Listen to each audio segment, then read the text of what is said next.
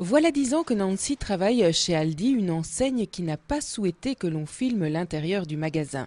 Elle y est assistante du responsable de filiale et le remplace en cas d'absence. Mais ce n'est pas tout. Chez Aldi, Nancy passe aussi à la réception des produits. Elle s'occupe du réassortiment des rayons et gère la caisse. Responsabilités et tâches multiples, pas toujours faciles à gérer. U bent ook lid van de vakbond. Voor welke reden? Omdat ik belangrijk vind om me te engageren voor de mensen op de werkvloer.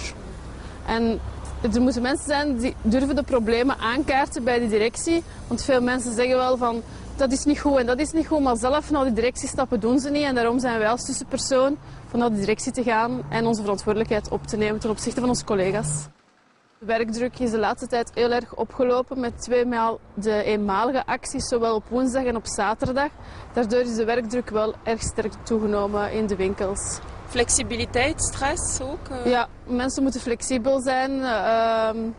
De stress, doordat eigenlijk die werkdruk is er stress, meer klanten. De winkel, ja, er zijn meer klanten, dus men kan ook zo makkelijk niet meer werken. Dus daardoor wordt er dan soms al wat vroeger begonnen in de winkel.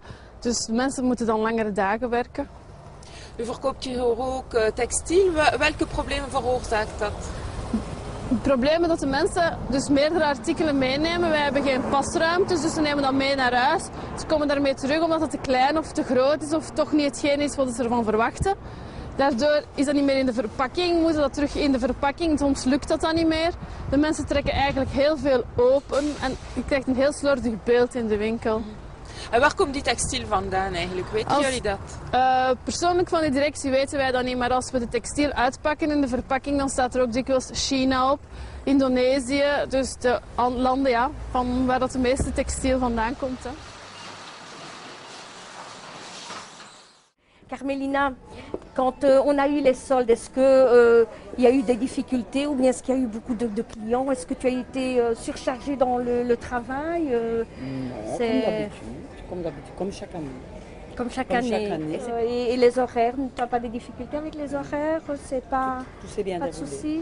Pas de problème. Tu es temps plein, toi? Moi, je sais. C'est temps plein. D'accord. Donc, il y a pas de soucis. Avec 37 ans au service de la grande distribution et 35 ans d'engagement syndical, Hélène est un véritable pilier de l'INO de Charleroi.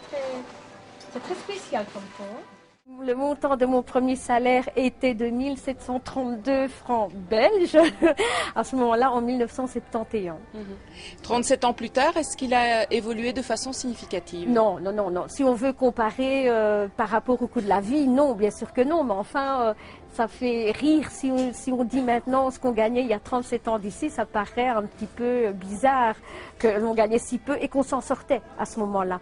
Maintenant, avec le salaire, je ne sais pas combien, c'est 1350 maintenant peut-être, à peu près, mais on n'arrive pas à s'en sortir. 1350 € à condition d'être à temps plein. Mais dans la grande distribution, une grande majorité des employés travaillent à temps partiel, une situation qui mobilise la flamme syndicale d'Hélène. Les grands combats, c'est d'abord d'essayer d'avoir des contrats temps plein pour tout le monde, en tout cas des contrats qui pourraient mettre les gens à l'aise dans leur vie quotidienne, parce que là, c'est difficile quand on fait 20 heures ou 24 heures, de faire un prêt, c'est difficile, de pouvoir s'investir dans une maison, dans un achat quelconque, c'est très difficile.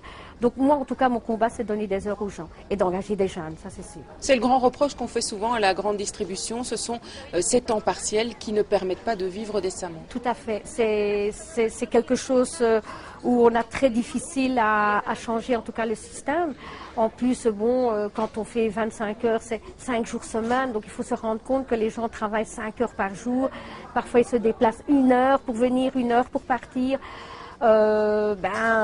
Et c'est comme ça. Et c'est comme ça partout. Bon, nous, on a quand même la chance, c'est qu'on travaille dans un beau magasin où on gagne quand même, par rapport à d'autres, relativement, entre guillemets, bien sa vie. Mais bon, c'est pas suffisant. Hélène et Nancy font partie d'une mission emmenée conjointement par la campagne Vêtements propres et les magasins du monde Oxfam. Aux antipodes Grand Bigard et Charleroi, en Indonésie, elles iront à la rencontre de femmes qui fabriquent les vêtements vendus par leurs enseignes. Je suis quelqu'un de très sensible, alors j'ai peur de ce que je vais rencontrer là-bas. parce que je n'aime pas de voir la misère, ça c'est clair, je n'aime pas de voir les gens exploités, je ne supporte pas ça, donc j'appréhende ça en tout cas.